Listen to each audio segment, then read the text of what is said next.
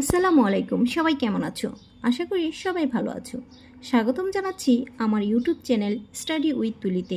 আমি তুলি। আজ আমি আলোচনা করব তোমাদের বাংলা বইয়ের পাঠ 5 নিয়ে। পাঠ 5-এ আছে একটি কবিতা। কবিতার নাম ঠিক আছে। এই কবিতার এখানে একটি ছবি দেখা যাচ্ছে। এই ছবিতে দুজন লোক দেখা যাচ্ছে। একটি লোক বসে আছে আর একটি লোক কি করছে? হাত নাড়িয়ে কথা বলছে। তাদের পেছনে কিছু জামাকাপড় ঝুলানো দেখা যাচ্ছে।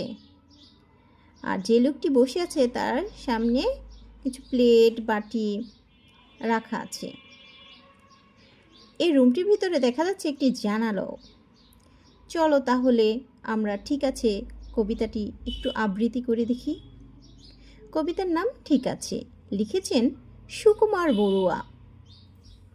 অসময়ে মেহমান ঘরে ঢুকে বসে যান, বুঝলাম ঝামেলার যতগুলো দিক আছে। তিনি হেসে বললেন ঠিক আছে ঠিক আছে।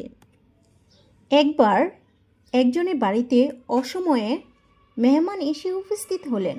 বাড়ির কর্তা মেহমানকে সংসারের সব অভাব অনটনের কথা খুলে বললেন। তিনি কি বললেন? ঠিক আছে ঠিক আছে। রেশনের পচা চাল, টলটলে বাসি ডাল, থালাটাও ভাঙাচোরা, বাটিটাও লিক আছে। খেতে বসে জানালেন ঠিক আছে ঠিক আছে। বাড়ির কর্তা বোঝাতে চাচ্ছেন রান্না করার জন্য পচা চাল আর বাসি ডাল ছাড়া আর কিছু নেই। আর খাওয়ার জন্য যে বাসনপত্র আছে তার মধ্যে থালাটাও ভাঙাচোরা, বাটিটাও লিক আছে। কিন্তু মেহমান কি বলল? ঠিক আছে ঠিক আছে। মেঘ দেখে মেহমান চাইলেন ছাতা খান, দেখালাম ছাতাটার শুধু কটা শিক আছে। তবুও তিনি বললেন ঠিক আছে ঠিক আছে। যখন মেহমান মেঘ দেখে ছাতা চাইলেন, বাড়ির কর্তা তখন ছাতাটি দেখিয়ে বললেন ছাতাটিতে কয়েকটি লোহার শিক আছে এবং কাপড়টিতেও ছিঁড়ে গেছে। কিন্তু তখনও মেহমান বিন্দুমাত্র অসন্তুষ্ট না হয়ে একই কথা বললেন ঠিক আছে ঠিক আছে। তো এই কবিতাটির অর্থ জেনে নেই। যেমন টলটলে এর অর্থ হলো স্বচ্ছ তরল, মেহমান এর অর্থ হলো অতিথি, রেশন এর অর্থ হলো কম মূল্যে পণ্য বিক্রয়ের ব্যবস্থা, লিক এর অর্থ হলো ছিদ্র, শিক এর অর্থ হলো লোহার কাঠি। অনুশীলনীতে কি আছে? একে বিপরীত শব্দ লিখে এবং বিপরীত শব্দ দিয়ে বাক্য তৈরি করি। এখানে কিছু শব্দ আছে আর বিপরীত শব্দ, একটি শব্দের বিপরীত শব্দ দেওয়া আছে আর একটি শব্দের বিপরীত শব্দ দেওয়া আছে আর কি আছে? একটি বাক্য দেওয়া আছে নমুনা হিসেবে। পরেরগুলো আমরা চেষ্টা করব। যেমন শব্দগুলো আছে অসময়, ঠিক, হেসে, পচা, ঢোকা। এখানে অসময়ের বিপরীত শব্দ হলো সময়, এর বাক্য হলো সময় মতো হাজির হলাম। ঠিক এর বিপরীত শব্দ হলো ভুল, আর বাক্য হলো পরীক্ষার খাতায় ভুল লেখা যাবে না। হেসে এর বিপরীত শব্দ হলো কেঁদে, বাক্য হলো ছেলেটি কেঁদে কেঁদে বাবার কাছে নালিশ করলো। পচা এর বিপরীত শব্দ হলো তাজা, বাক্য হলো বাবা বাজার থেকে তাজা মাছ এনেছে। ঢোকা এর বিপরীত শব্দ হলো বের হওয়া, বাক্য হলো বৃষ্টির সময় বাসা থেকে বের হওয়া যাবে না। 2 নং আছে কিছু প্রশ্ন। কি বলা হয়েছে? প্রশ্নের উত্তর বলি ও লিখি। কতে কি আছে? মেহমান সব কথায় কি বললেন? উত্তরে মেহমান সব কথায় হেসে বললেন ঠিক আছে ঠিক আছে। খ লোকটির সংসারে কি কি ঝামেলা আছে? উত্তর লোকটির সংসারে প্রধানত যে ঝামেলাগুলো আছে তা হলো খাদ্যের সমস্যা, রেশনের পচা চাল এবং টলটলে বাসি ডাল, বাসনপত্রের সমস্যা, ভাঙা চোরা থালা এবং লিক করা বাটি।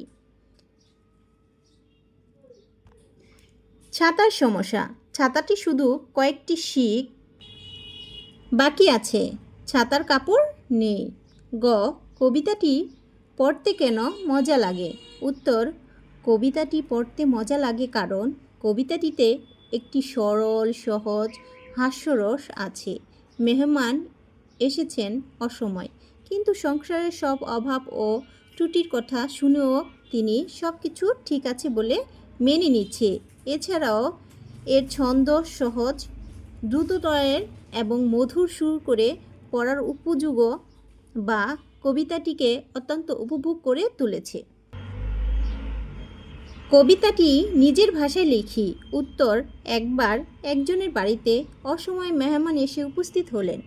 বাড়ির কর্তা মেহমানকে সংসারের সব অভাব অনটনের কথা খুলে বললেন, যেমন ঘরে রান্না করার জন্য পচা চাল আর বাসি ডাল ছাড়া কিছুই নেই, আর খাওয়ার জন্য যে বাসনপত্র আছে তার মধ্যে থালাটি ভাঙা এবং বাটিতেও লিক আছে।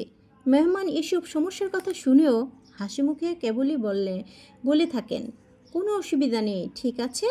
যখন মেহমান মেঘ দেখে ছাতা চাইলেন, বাড়ির কর্তা তখন ছাতাটি দেখিয়ে বললেন, ছাতাটিতে কয়েকটি লোহার শিক আছে এবং কাপড়টি ছিঁড়ে গেছে। কিন্তু তখনও মেহমান বিন্দুমাত্র অসন্তুষ্ট না হয়ে একই কথা বললেন, ঠিক আছে, ঠিক আছে। 3 নংয়ে আছে একটি বাক্য ভেঙে দুটি বাক্য বানাই। এখানে ক নাম্বার দেওয়া আছে নমুনা হিসেবে যে ক, আমি মাঠে গিয়ে দেখলাম সবাই খেলছে।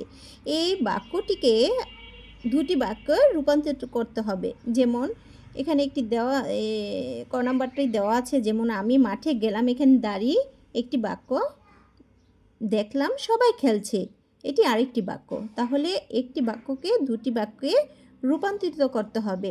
খ নম্বর আমরা নিজে নিজে চেষ্টা করি। আমি একবার বোঝানোর পরেও তিনি আমার কথা শুনলেন না। যেমন আমি তাকে অনেকবার বোঝালাম, এখানে একটি বাক্য। আরেকটি বাক্য হলো তিনি আমার কথা শুনলেন না। গ, তিনি ঘরে ঢুকে কিছু খেতে চাইলেন। এই বাক্যটিকে আমরা দুটি বাক্যে রূপান্তর করব। একটি হলো তিনি ঘরে ঢুকলেন দাঁড়িয়ে, তারপর কি তিনি কিছু খেতে চাইলেন, এটি আরেকটি বাক্য। ঘ নাম্বার কি আছে, আমার কথা না শুনে তিনি চলে গেলেন।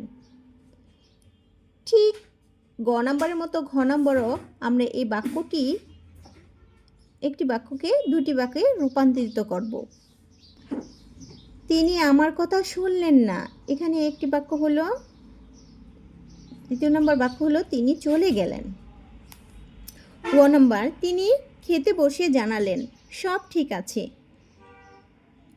তাহলে এটা হবে তিনি খেতে বসলেন, এখানে একটি দাঁড়িয়ে একটি বাক্য হলো তিনি জানালেন সব ঠিক আছে, আরেকটি বাক্য। 4 নংয়ে আছে প্রশ্ন, দুঃখ, অনুরোধ, আদেশ, ইচ্ছা কোন ভাব বোঝাচ্ছে লিখি। এখানে প্রশ্ন, দুঃখ, অনুরোধ, আদেশ, ইচ্ছা, এই বাক্যগুলো থেকে কোনটা প্রশ্ন, কোনটা দুঃখ, কোনটা অনুরোধ, কোনটা আদেশ, কোনটা ইচ্ছা হবে তা আমরা খুঁজে বের করব। যেখানে এখানে বলা হয়েছে এভাবে সংসার আর চলে না, এটা কি হবে? এটা প্রশ্ন হবে না, এটা কি হবে? দুঃখ। কি হবে? দুঃখ। আমাকে একটা কলম দাও, এখানে কি বলা হয়েছে? তাকে কি করা হয়েছে? অনুরোধ করা হয়েছে, এখানে কি হবে? অনুরোধ। তারপরে কি হবে? তোমার বাড়ি থেকে বিদ্যালয় কত দূরে, এখানে তাকে কি করা হয়েছে? একটি প্রশ্ন করা হয়েছে, এখানে কি হবে? প্রশ্ন। এখনই চলে যাও, এটা কি করা হয়েছে? তাকে আদেশ করা হয়েছে, এখানে আদেশ হবে। আমার যদি একটা সাইকেল থাকতো, তাহলে সে কি পোষণ করেছেন? ইচ্ছা পোষণ করেছেন। চলো তাহলে একটু খাতায় দেখে আসি। প্রথমটা হবে ভাব, কি হবে দুঃখ, তারপর এটা হবে অনুরোধ, তারপর এটা হবে প্রশ্ন, তারপরে আদেশ, তারপরে কি হবে ইচ্ছা।